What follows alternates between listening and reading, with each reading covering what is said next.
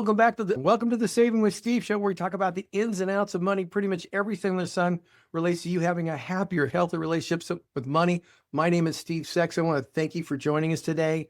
We've got a really unique topic that is spreading not only here in the States, but throughout the world. We got emails from viewers from far away from Australia, Europe, here in the United States. And you might have noticed this, but everywhere you look, from celebrities to influencers, maybe your friends, women are removing their implants and talking about symptoms nobody warned them about. John Kanevsky is our guest today. He's a board-certified plastic and reconstructive surgeon in Los Angeles, a data scientist, founder in the medical AI space. He's also advised on surgical robotics. Women actually travel from around the world to work with him because he treats more than just the procedure. He helps patients understand what is happening in their bodies and guides them back to real health. So John, I want to welcome you to the show. I really appreciate your being here, and I know our listeners are. It's an honor to be here. Thank you for having me on and for talking about such an important public health issue. This is gigantic. So let's just start by what got you into, obviously you're a plastic surgeon, breast implants, all sorts of things go along with that. But what caused this health issue for you to get involved? So during my training, I started to notice a trend among patients, which is they thought their implants were making them sick. And like many health issues, it often is a canary in a coal mine situation where there is a little blip on the radar that that happens in the office among physicians, where they'll start to notice the patient bring up a concern. And because there's so much momentum behind medical training and the way that education goes, it's not until it becomes a big problem that people start to pay attention and notice. So towards the end of my training as a plastic surgeon in my fellowship, I noticed an increased frequency. So more and more patients were coming in saying, I think my implants are making me sick. And by and large, the plastic surgery community about 10 years ago was pretty much blind to this. There had been so much research, so much evidence showing that breast implants are safe, that most surgeons would stick by that evidence and say, it's probably something that it's in their heads. It's not really a thing. Fortunately, the medical community is starting to come around and take more caution as well as listen more carefully to patients. But I still don't think it's enough. I think the implants by and large are not safe and have created what I think is probably the evidence of the largest medical gaslighting that's happened in the medical industry by promoting something that's not safe repeatedly to women for a number of reasons. But for me specifically, the stake in the sand, the line in the sand for my medical practice and career was towards the end of my fellowship. It's over 8 years ago now, where I noticed that patients were getting sick from their implants, and consistently about 30% of patients would have some sort of complication with their implant. And I decided, until I could further definitively decide which patients would have a reaction to an implant or not, I would no longer use breast implants. And I focused my career on removing implants, as well as providing a safe and natural alternative to breast implants, which is fat grafting. Wow. Now, so what you're telling me is you've been noticing this has been occurring for a while. And just like with any industry that wants to turn a blind eye, like you said, they gaslight it. And it's not until it really starts hitting everybody in the face, which means class action lawsuits, that they start doing something about it. Correct. And if you look at many health trends and things that doctors and patients have, it's always this sort of dance. Doctors, it comes from a place of good intention. Usually it's to want to promote and provide the best possible treatment with the best evidence for it. But at some point, doctors were also promoting cigarettes as a safe and natural thing to do until enough research and evidence came to light that it's not a safe thing. And breast implants have an interesting varied history because over decades, generations, this has happened multiple times. The history of breast implants is pretty interesting, as well as the controversy of the history around breast implants is interesting. In the 80s and 90s, it started with a moratorium on breast implants when a group of rheumatologists noted that an increased incidence of autoimmune-like symptoms were occurring in women with silicone implants. And the rheumatologists are doctors that focus on skin, joint, hair, nails, things like that. So basically all auto or immune-mediated diseases that affect the body. And what they noticed is that there was an increased incidence among these autoimmune symptoms among women who had silicone breast implants. And they described a symptom known as ASIA, so silicone-mediated autoimmune response, that led to symptoms such as hair loss, fatigue, dry eyes, skin rashes, joint pain, and a number of other symptoms that fell under this constellation of silicone-mediated autoimmune response. In the 80s or it was in the 90s, this was reported to the FDA. Patients reported this, and the FDA put a moratorium on breast implants. So no more silicone implants. After that time, there was a number of studies that were done that were, if you look back on it, somewhat questionable in terms of how they were funded, how the evidence was based. And that was when saline implants were introduced. Now, a saline breast implant is one that still has a silicone shell, but is filled with saline, so salt water instead of silicone. In some ways, potentially safer, but the immune response from the body is effectively the same because the body still has to respond to a silicone shell. So a foreign body is placed inside, and the natural response of the body always, forever has been, biology hasn't changed, is to create a wall of inflammation around the implant. So for the implants come back in the market in the late 90s, early 2000s, and they continue. There's been tons of research around implants, so they're always trying to iterate and make them safer and better. But the first principles of what an implant is has not changed. It's still a foreign body. Then in the late 2010s, about 10 years ago or so, there was the discovery of breast implant associated anaplastic large cell lymphoma, which is a rare, but maybe not so rare type of cancer associated with textured implants. So that led eventually to what's now known as the black box warning on the FDA, and textured implants were recalled. So now we have one major problem with implants that's been known as this rare type of cancer. A second commonly known problem with implants is capsular contracture, which is when the inflammatory wall that the body builds around an implant becomes excessively hard and painful, which is something that many women, again, the incidence is anywhere from about, it ranges depending the literature you look at, but from 10 to 30%. And that's a very painful, can be a very painful and also unsightly reaction to the implant that requires secondary surgery. And Can I add something there? Sure, yeah. Some of the ladies actually emailed in because they've had that, and they said their implants are like softballs. They're Like like rocks. super hard. Yeah. Yeah. And that happens because if you imagine, anything from accidentally stabbing your finger with a pencil and a piece of lead getting stuck in there, or graphite or whatever the pencil is made out of, or to a piercing, or literally any implant, anything that's not your own natural biological tissue, the body has a natural response. It's a very intelligent machine that has evolved over thousands of millions of years to create this wall of inflammation to protect the body from whatever this foreign body is. And the implant is no different.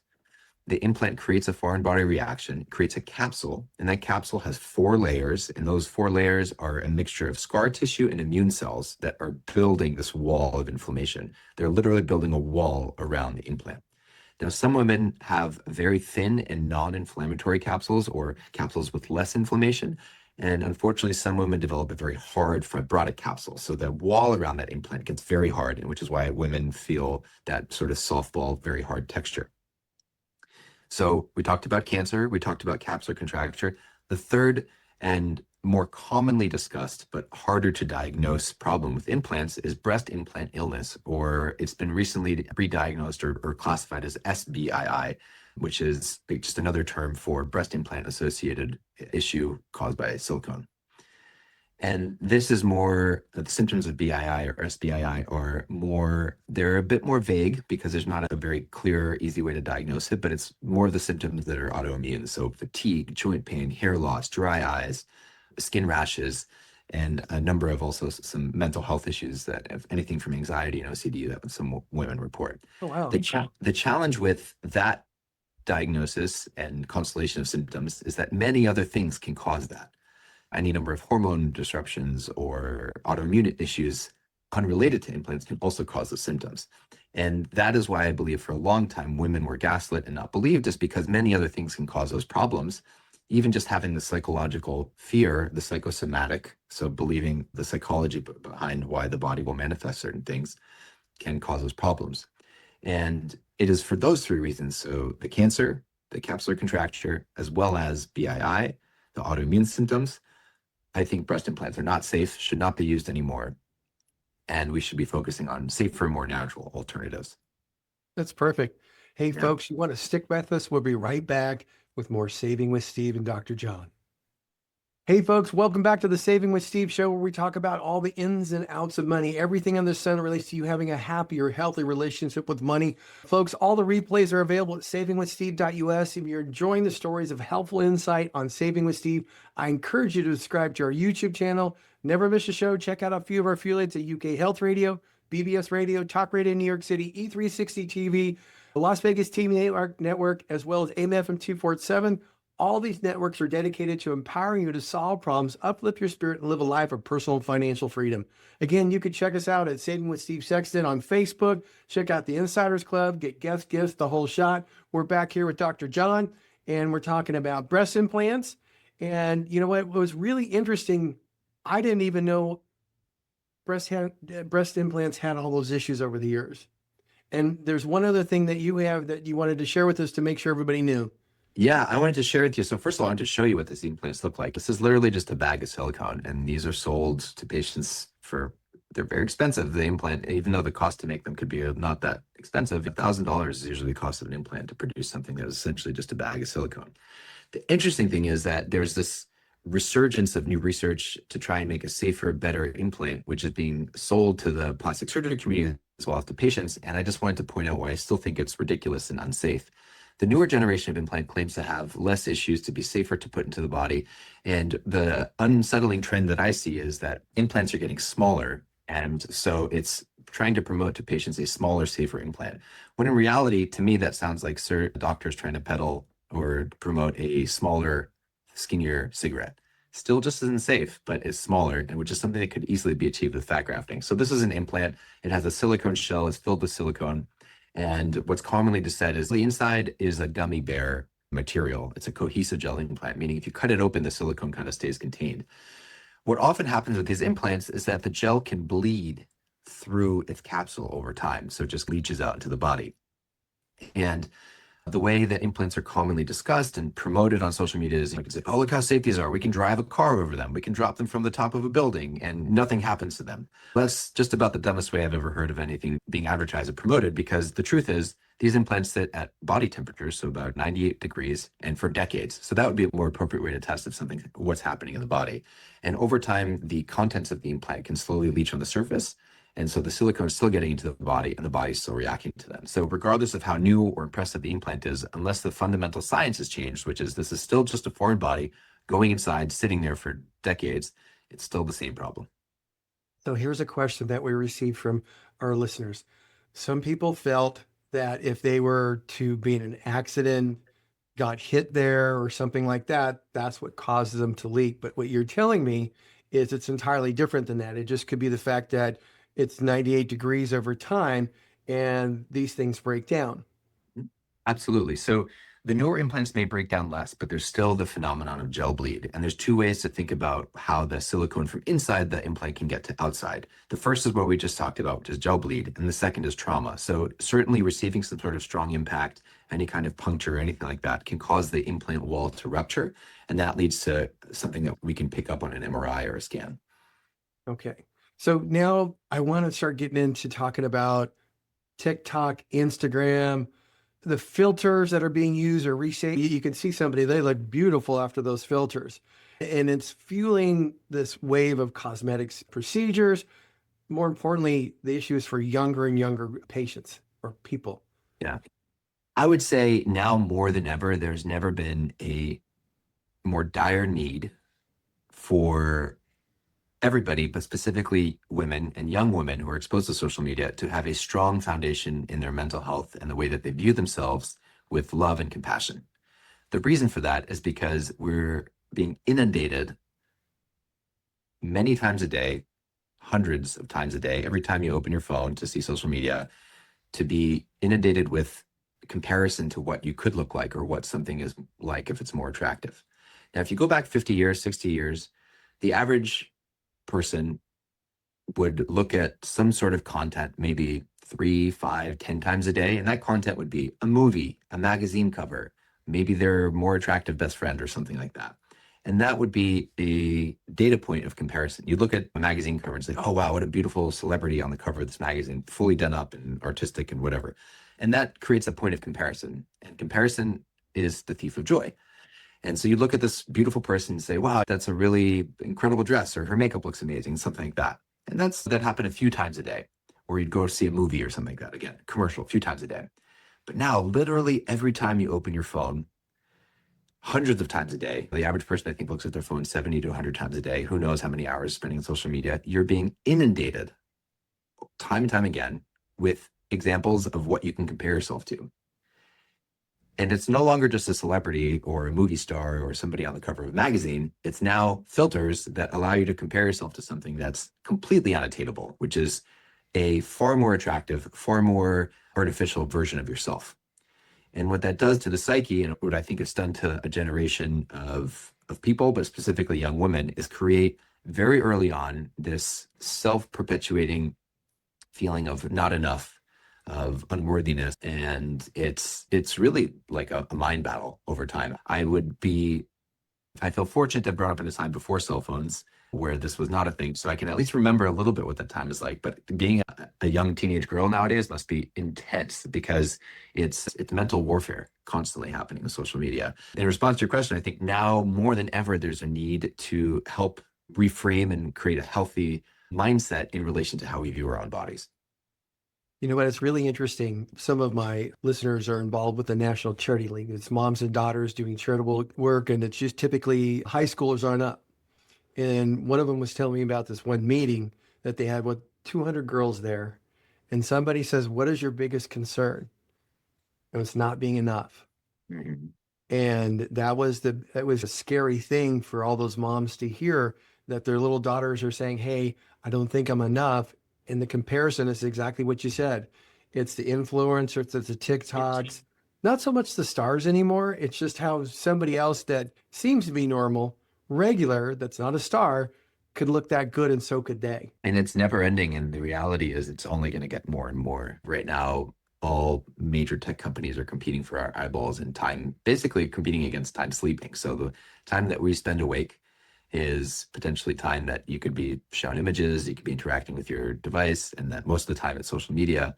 And I think you're absolutely right. It creates this perpetual feeling of you are not enough. So the more activities, content, and things like that that can promote feelings of self-worth, self-love, compassion are helpful in that way. Okay. Obviously, one of the methods is say get off Facebook and all that, but that's just not going to happen. What would you recommend to people if you've got a young girl coming in?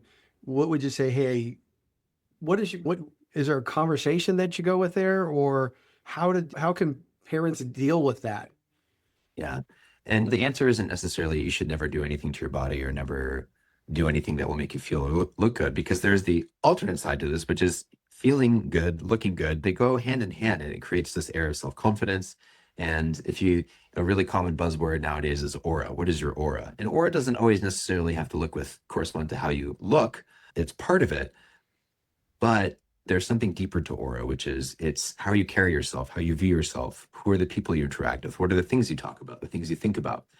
And I think the spheres of influence that we're surrounded by, despite having such far reaches with social media and being impacted by people halfway across the globe, it's still really important who are the people closest to you and what messages are they giving back to you. So I think the message to especially teenage young girls, I have nieces that are 14 years old, and they're fortunately not on social media yet, but I still see how big of an impact the world around them has on them. And so to make sure that their immediate social circle is one that reflects back to them those messages of self-love, positivity, focusing on things that are beyond just their physical appearance that can give them feelings of self-worth. So that's doing things of service, working on things outside of beauty that make you feel strong and good. So whether that's sports and focusing on intellect and personal growth, self-growth, studying, all those things, it seems painfully obvious to say, but at the same time, I don't think if there's a dedicated focus on that, if a weekend activity is shopping and makeup and things like that's going to reinforce a lot of those things. So I think the easiest way to think about it is who are your kids' immediate social circles and what kind of activities are they doing that might be either promoting that kind of self-conscious awareness of who they are and what they look like versus helping them expand and grow as a person. Yeah. And I'm really glad you said you just can't tell them to put anything in their body, because you have nieces and nephews. I've had Yeah. teenagers. I know that's never going to work. Yeah, and the truth is, it's a spectrum. I think of the body as we have these avatars that are on loan for a brief period of time, hopefully more than 100 years in the future. And our bodies, people wake up and do their hair in the morning. They put on makeup. They brush their teeth. We care about the way we look because it is a outwardly reflection of how we feel on the inside. And surgery is on that spectrum, but it's on the way further, more extreme end of the spectrum because it involves a much more invasive approach. But I see it as a spectrum. Whether or not you wake up in the morning and have a face care routine, somewhere way further along that line is surgery on the end of the spectrum. So it is on the spectrum, but I think it always comes back to the intention of why are you doing this? How does it make you feel? And how safe and what are the risks and benefits of any procedure? That's wonderful. Hey, folks, you want to stick back? We'll be right back with more Saving with Steve. Hey, welcome back to the Saving with Steve show, folks, where we talk about the ins and outs of money. We've got Dr. Kanevsky with us. He's talking about TikTok, social media, issues with breast plans. But now, you know what? We're going to talk about a clear look at how the medical world missed or ignored the early warning signs of breast implant illness. And this is one of the things that, you know what, I've asked Dr. John to talk about the symptoms that you should be looking at if you're dealing with that right now, so you just don't ignore it. So when patients come in concerned about their implants, I usually have a few questions that I ask to better understand where they're at and what they're feeling. And full disclosure, not everybody who has implants is going to have these symptoms or have a bad reaction to them. And part of the challenges with social media is that you can read some of these things, and if the symptoms are vague, who hasn't felt fatigued at some point? Who hasn't felt some joint pain? So it's the constellation of symptoms that can be a little bit misleading because other things can cause what we think is breast implant illness or the symptoms associated with breast implant illness. So some of the questions I ask, and for me, the timeline is very important, is when did these symptoms start? Was it before or after the implants? And what are the symptoms? And I've had a number of patients. Just yesterday, I was doing consultations and I had 3 patients back to back in a row saying, I noticed a significant change in my health after I got implants. Usually in the symptoms I was hearing yesterday, but it's pretty consistent. I started to lose my hair. I started to have these weird rashes that would develop. I started to have certain pains in my body. I had joint pain. I noticed that my nails started to look different. The first thing I ask is there something that's going on that's not related to the implants that we need to check on? At the end of the day, all plastic surgeons are still medical doctors and need to make sure that there's not a larger, easily, more directly explainable cause for some of these. I work with primary care doctors and rheumatologists to do a workup just to make sure that there's no thyroid issues, that there's no issues with other hormones such as cortisol or estrogen, or basically to make sure that there's nothing else that could be causing these problems. Once that's clear and there's no clear evidence that something else is causing those symptoms, then breast implant illness is still considered a diagnosis of exclusion. So we've ruled out everything else that's possible, and now the last remaining thing is possibly the implants. Now, the majority of the time when the implants are removed and the capsule around them is removed, many patients experience an improvement in symptoms, as high as I see about 70%. But it is very important that I tell patients that just removing the implants alone is not necessarily going to remove all of the symptoms. But the classic symptoms to look out for that may be caused by the implants are autoimmune related. And so those things include joint pain, hair loss, skin rashes, fatigue, dry eyes, and then those are the most common ones that I see. And then there's some psychological symptoms too, such as anxiety, OCD, depression. And because these are such broad symptoms, it may be hard to say exactly when they started or how often they're experienced because so many things can cause those problems. But those are usually the constellation of symptoms that I see reported the most. Okay. When we look at, I don't know, like when you talk about joint pain, rashes, those type of things, it's just, they usually are added to other symptoms that they're experiencing at the same time.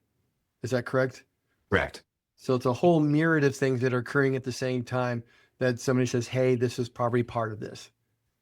And that's, in the medical world, that's the difference between a disease and a syndrome. A syndrome is usually something without a clear diagnosis that is a constellation of symptoms. So a number of symptoms that seem to fit a consistent pattern that is not easily diagnosable by, let's say, a blood test or something. So unfortunately, there's no definitive test for breast implant illness. There's no blood test that you can do. There's no specific scan, but it is usually a constellation, a number of symptoms that seem to fit the syndrome. Okay. So now you talked about like 70% of the time, those people, those symptoms are going away. But what happens on the other 30%, and what can be done if, hey, the breast implants are taken out? Is there something else that's there, or is it just one of those things where that chemical's in the body? And I'll let you answer. So in my experience, and what seems to be consistent among other surgeons who work in the space, is that once the implant's removed, the body then needs to go through a process of clearing out a lot of the inflammation that's associated with the implant. And there's a large number of things that patients have reported to me that help, but I can't say that there's any specific thing that needs to be done. And I'm careful to promote anything to say that, well, this is exactly the protocol that needs to be done after your implant's removed, but I'll still share some of them that are anecdotally that patients have shared that this really helps. There's some supplement protocols that patients have reported that help, things like supplementing with glutathione. Also, sauna afterwards, which is interesting because sauna is one of the best ways to excrete certain toxins from the body, such as forever chemicals like microplastics, PFAS, bisphenol. The heavy metals in implants are interesting. So a lot of the implant production process involves use of heavy metals in either the silicone shell or part of the internal products. And so patients have reported that using certain chelating therapies, so that's a blood therapy that helps bind. So it can either be done orally or through the vein, which helps bind some of the toxic heavy metals that are associated with implants.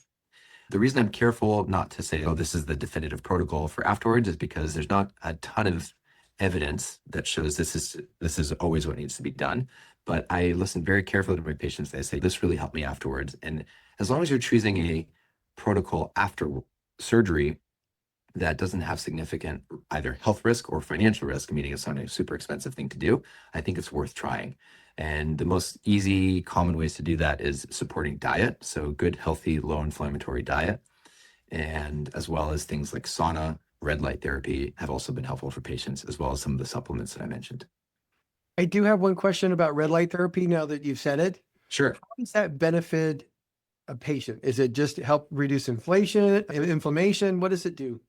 Red light therapy is interesting because they've gone from one end of the spectrum saying, I don't think it does anything, to now I actually think there's some benefit. I don't think red light therapy does everything it's advertised to, but specifically in the surgeries I do in the world of fat transfer and fat grafting, I think it is extremely beneficial. And so what red light therapy does at a cellular level, the infrared light helps stimulate the mitochondria cells. And the mitochondria, being the powerhouse of the cell, helps to drive a lot of processes that can lower inflammation. So the cells become more active, specifically the stem cells that are active in fat transfer, and it helps those cells grow.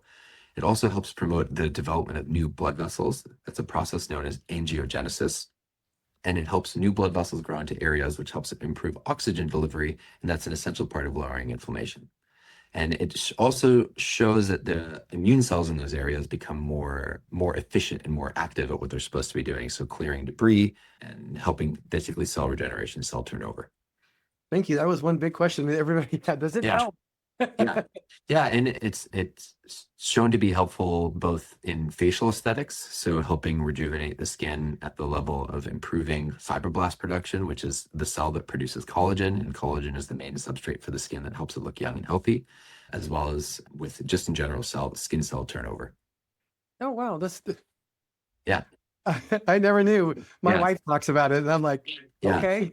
Yeah. And I always think back to first principles, what's really going on here? Red light didn't exist in caveman days, but what did exist was just exposure to sunlight and sun therapy. And sunlight in general, in the right doses, helps with vitamin D production, but also sun is the ultimate red light because it has the full spectrum of light. When we talk about red light, it's not just putting a red plastic sheet in front of a light and that's red light. No, it's a specific wavelength of light that's emitted between 500 to about 600 nanometers.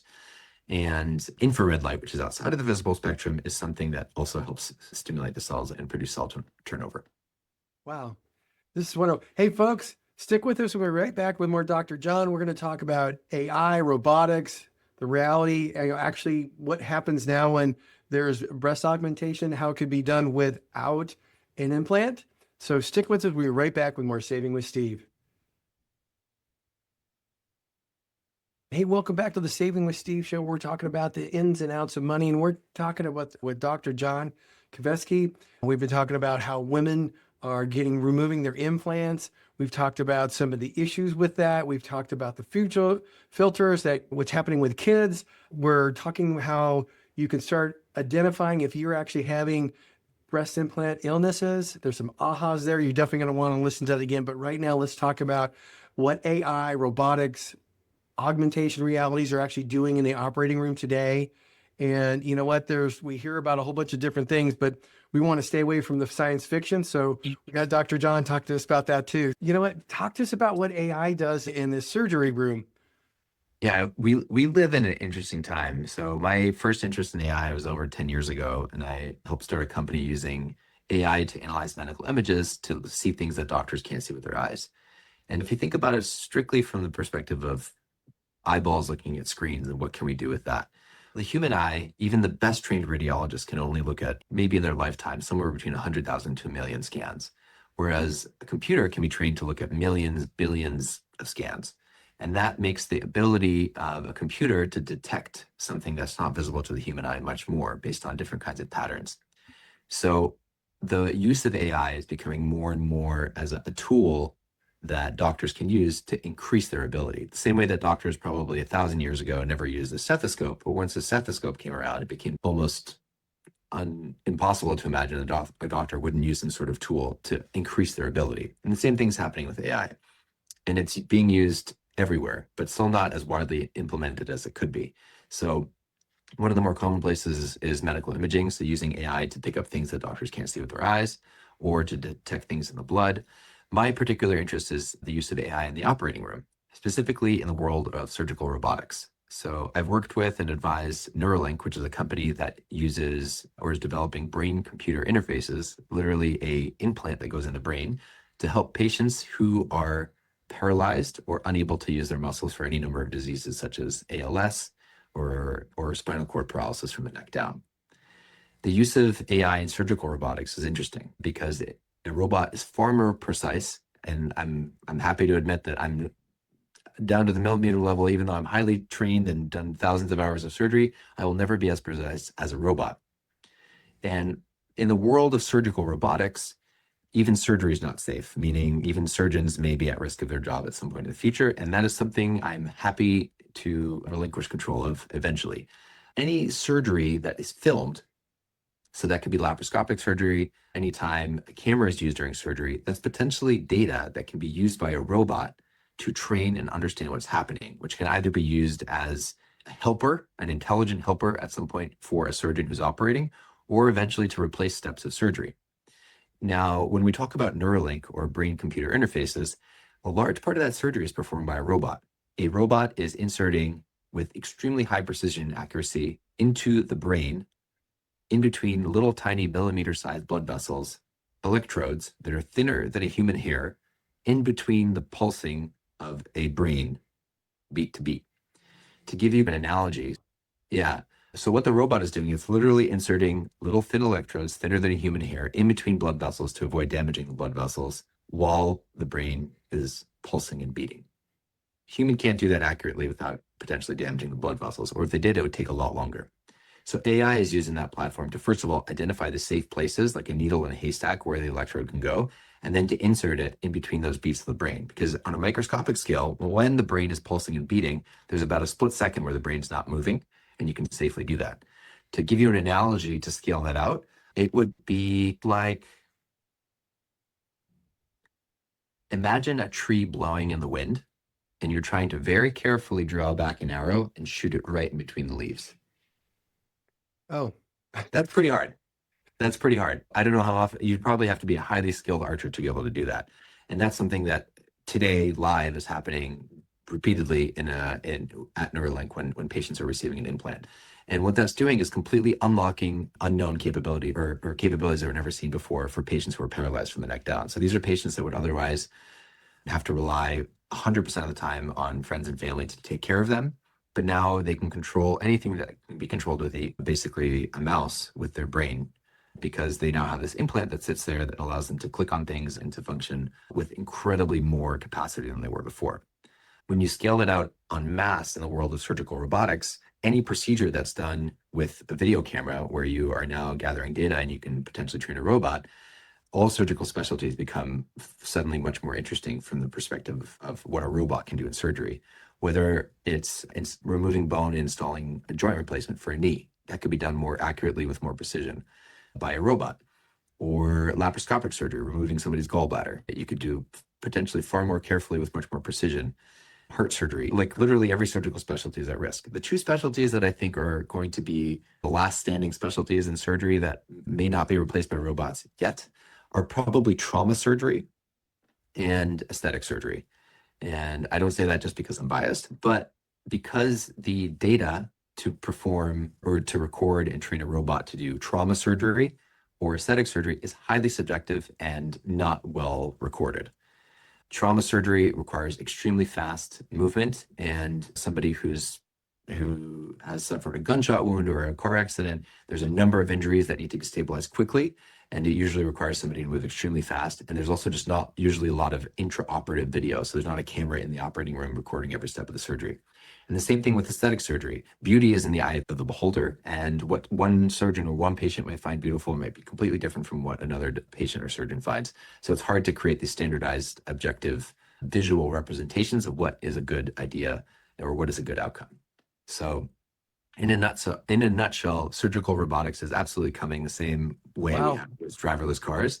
It's just a matter of time and how much data we can collect to create safe outcomes. Wow, we're back to the Twilight Zone. Yeah. The references. So let's talk about, you know what, obviously we don't want to use implants. So how do we do breast implants or breast augmentation nowadays? So my practice and what I've spent the past 10 years focusing on is using fat as a safe alternative to implants.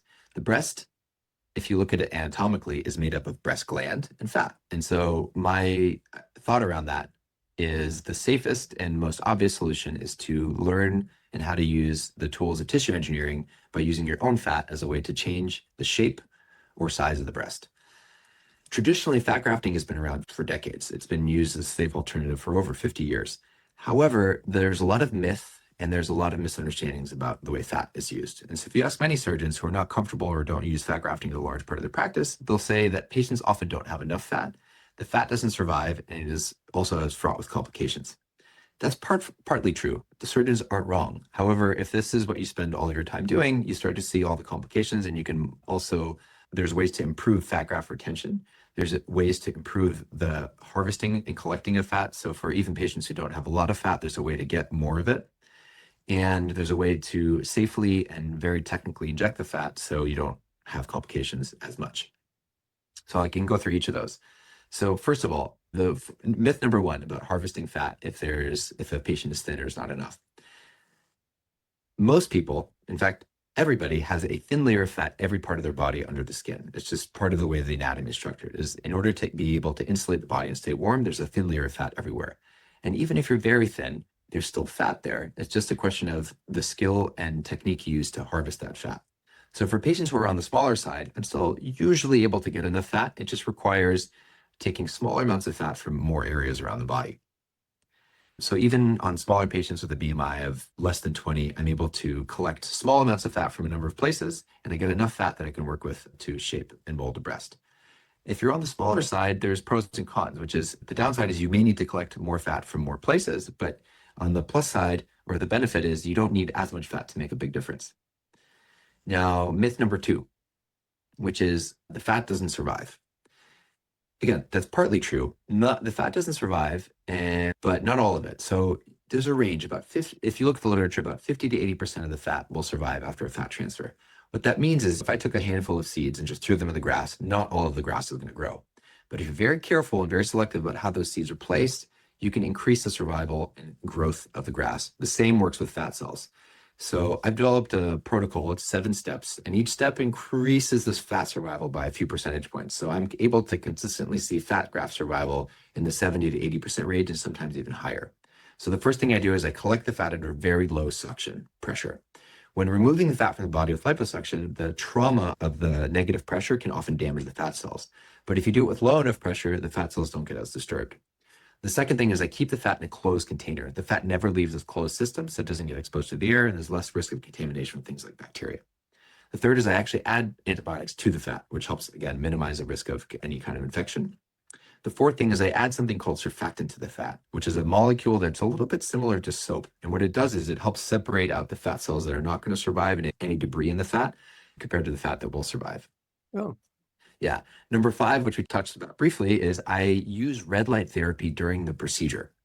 Specifically, I apply a red light device to the fat while it's being collected, which helps stimulate the mitochondria and the stem cells in the fat. So while they're living outside of the body and surviving on just the air and what they're surrounded by, it improves the survival of the fat cells. It supercharges the fat cells before they go back into the body. So once they're back in and looking for those new blood vessels to survive, they have a higher chance of survival. Now, the last two steps is I inject only the middle 2/3 of the fat, which has been shown to have the highest amount of stem cells. And so that's like choosing the best seeds of grass to put back into the ground. yeah. And the very last step, which I think is one of the most important, is I use a micro droplet technique. So that I'm injecting really tiny little bits of fat with a power device. It's almost using a power sprayer to make sure I'm coating the areas evenly, instead of what's traditionally done is using a handheld injection syringe, where a surgeon will manually just apply pressure, and it's like painting with a brush versus the power sprayer. And that's really important because it's like planting one little seed at a time instead of these big globs. So those 7 steps I've seen improve the fat graft survival from a 50 to 60% range to well above 70 to 80%. So we talked about myth 1, which is what do you do if you don't have enough fat? We have solutions and things around that. 2 is the fat doesn't survive. And the last thing is the complications associated with fat grafting. So there is a known risk of something called fat necrosis or oil cysts, which is when the fat's not properly injected, a large ball of fat cannot survive. And my technique for addressing that is using that micro droplet technique, making sure I'm injecting really small bits of fat and not overfilling the breast to make sure the fat survives. That's wonderful.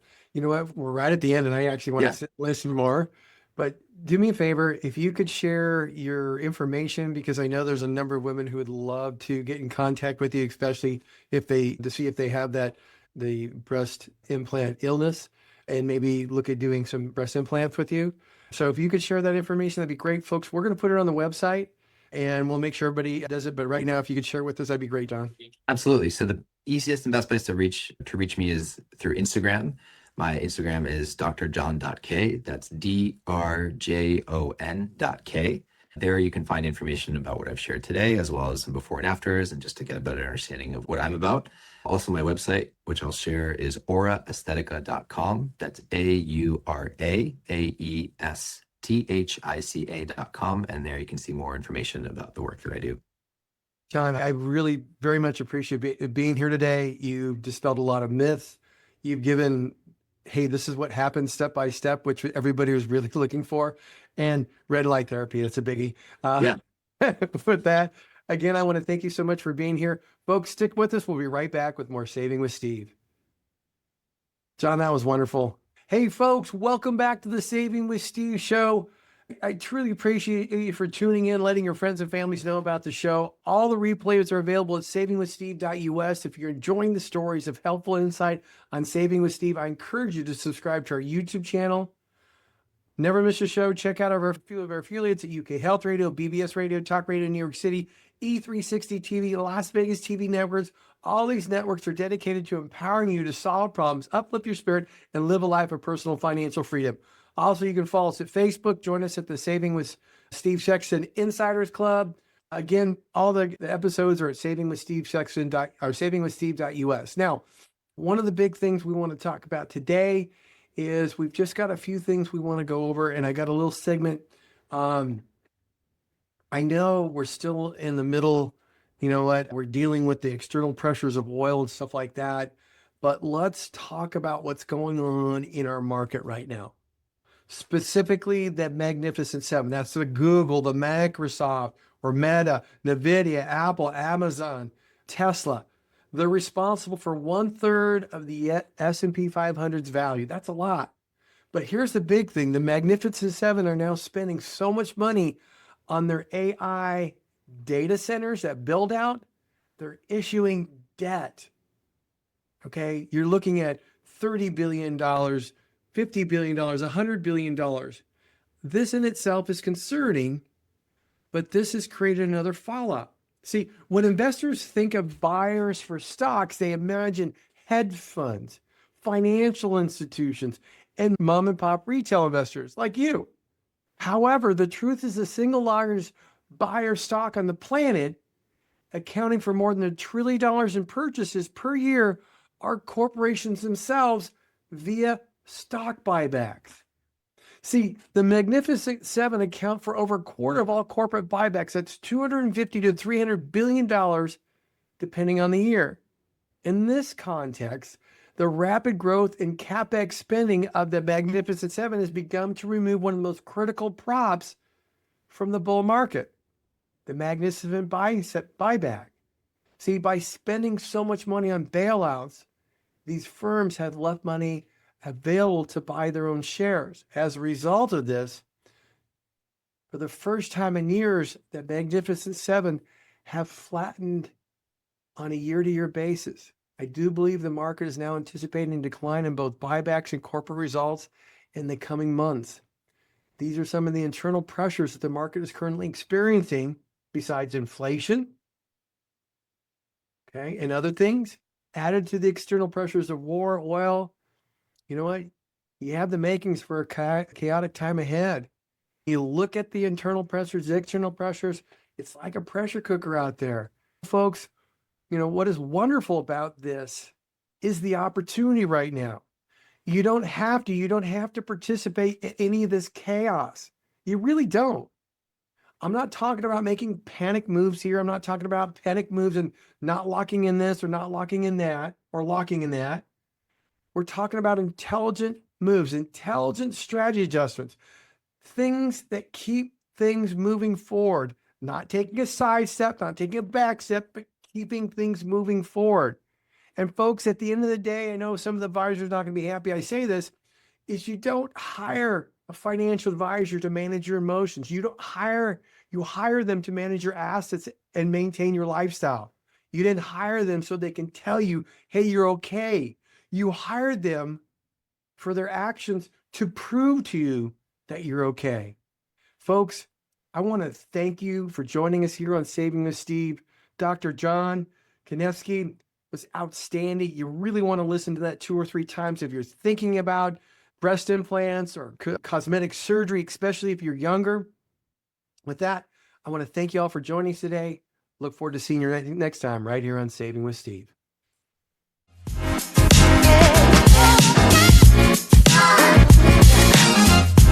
Thank you.